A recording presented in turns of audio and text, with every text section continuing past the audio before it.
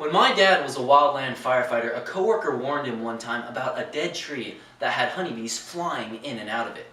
So my dad went over to look at the tree, and sure enough, he spotted the center of the bees' activity.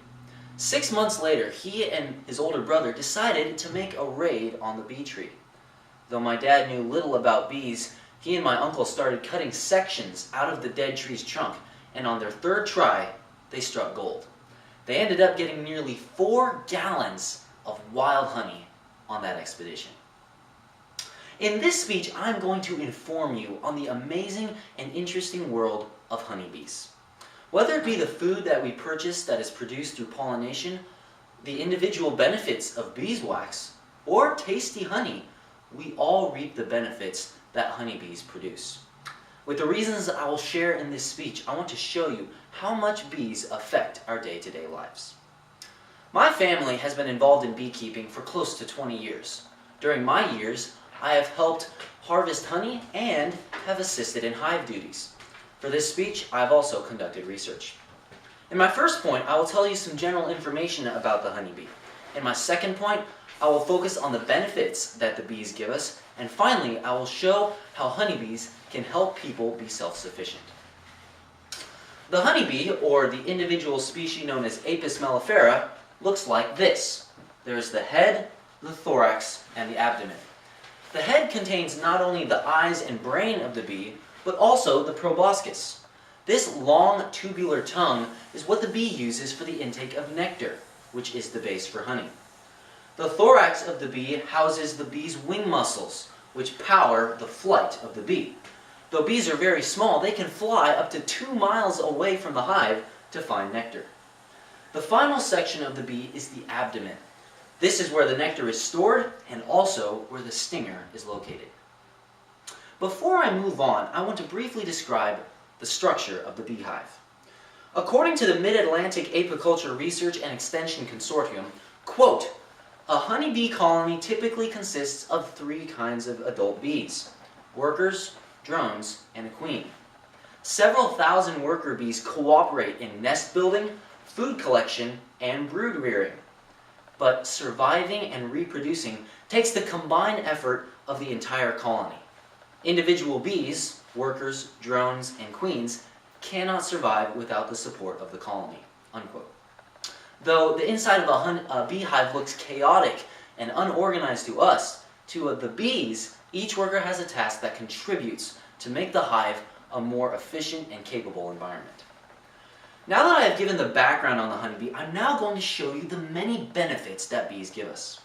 The number one role that honeybees play in the benefits world is that of the pollinator.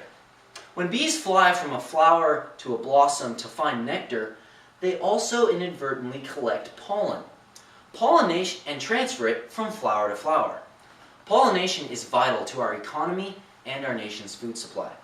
According to a Cornell University study published in the May 22nd issue of the journal Public Library of Science, crops pollinated by honeybees and other insects contributed $29 billion to farm income in 2010.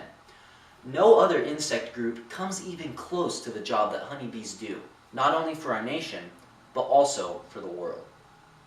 So next time you see a honeybee, don't step on it, but remember that it helps feed our country. Now let's take a look at the substances that the bees give us. As we all know, bees create beeswax, not only to hold the honey, but also to help raise younger bees. They also make propolis, or bee glue, for sealing cracks, and they collect pollen. And of course, bees make honey. According to the Idaho Honey Industry Association, the state of Idaho produces roughly 2.7 million pounds of honey per year. To envision this, I want you to think of 225,000 gallon jugs lined up in one straight line. That straight line of gallon jugs would reach exactly 21.3 miles, or from the Idaho State Capitol to the edge of Lake Lowell in Nampa. Amazingly, honey is one of the only foods that does not spoil over time. I'm sure you've heard of the incredible fact that containers of honey were found in the tombs of ancient Egyptians. Though this honey had crystallized, it was still edible after some 3,000 years.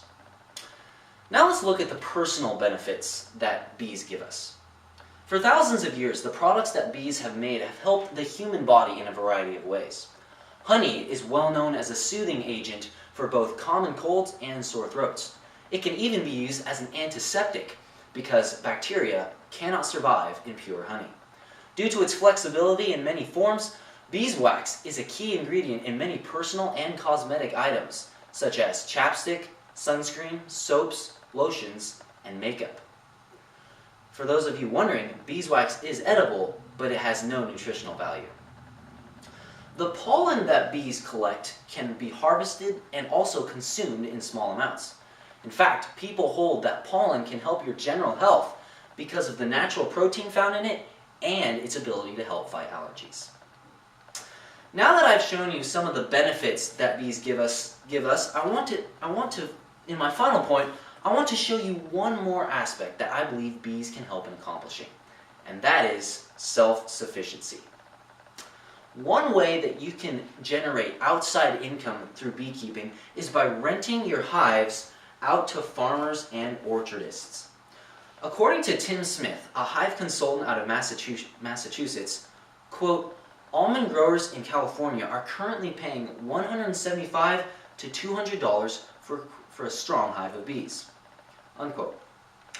A strong hive is one that is 10 to 12 frames of bees and brood and also has about 40,000 bees in the hive.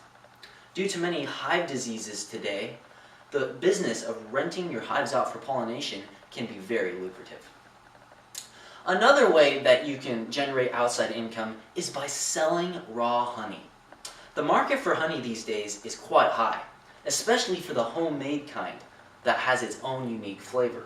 My family once sold a gallon of our honey for $40. Our honey was a black locust tree nectar blend of many different kinds of honey throughout our valley where we live. So if you go into beekeeping, don't consume all of your harvest because selling honey can be very profitable. In conclusion, I have shown you today some general information about the honeybee. I've explained some of the benefits that honeybees give us, and finally, I've shown you how honeybees can help people be self-sufficient. So whether you are trying to find a wild bee tree like my dad, or if you decide to invest in a hive, keeping bees is a very educational and interesting hobby. I hope I've shown you today how valuable bees are to our livelihood and our community. To keep bees or not to keep bees? That is the question.